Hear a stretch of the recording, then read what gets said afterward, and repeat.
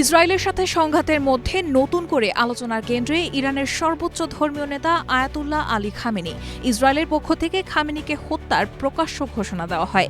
একাধিক নির্ভরযোগ্য সূত্রের বরাতে সংবাদ মাধ্যম ইরান ইন্টারন্যাশনাল জানিয়েছে, ইসরায়েলের এই ঘোষণার পর তেহরানের উত্তর পূর্বাঞ্চলের লাভিজানের একটি ভূগর্ভস্থ গোপন বাংকারে সপরিবারে সরিয়ে নেওয়া হয়েছে খামেনিকে।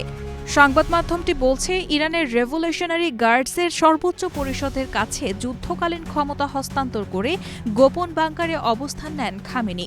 এমন পরিস্থিতিতে প্রশ্ন উঠছে, যেখানে রাষ্ট্রীয়ভাবে বলা হয় সর্বোচ্চ ধর্মীয় নেতা আয়াতুল্লাহ আলী খামেনি ইরানের চূড়ান্ত সিদ্ধান্তদাতা, কিন্তু তিনি কি এখনও সেই একক ক্ষমতার অধিকারী?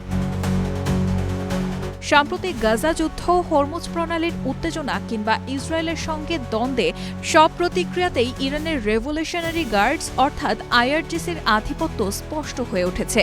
গোয়েন্দা সংস্থা বলছে, আইআরজিসি বাহিনী এখন কেবল নিরাপত্তার নয়, অর্থনীতি, পররাষ্ট্রনীতি, এমনকি রাষ্ট্র পরিচালনার মূল চাবিকাঠিও নিজের হাতে নিচ্ছে। বিশেষজ্ঞদের মতে, ক্ষমতার হস্তান্তরের এই পদক্ষেপ একটি সম্ভাব্য প্রিএম্পটিভ ট্রান্সফার অব অথরিটি, যার মাধ্যমে যদি খামেনি নিহত হন তখন যুদ্ধকালীন পরিস্থিতিতে কমান্ড কাঠামো অক্ষুণ্ণ রাখা যাবে।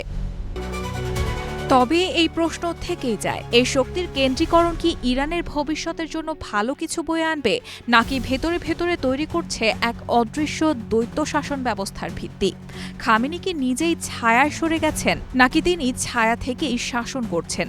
এই প্রশ্নের উত্তর লুকিয়ে আছে ইরানের গভীর জটিল শক্তির চক্রে।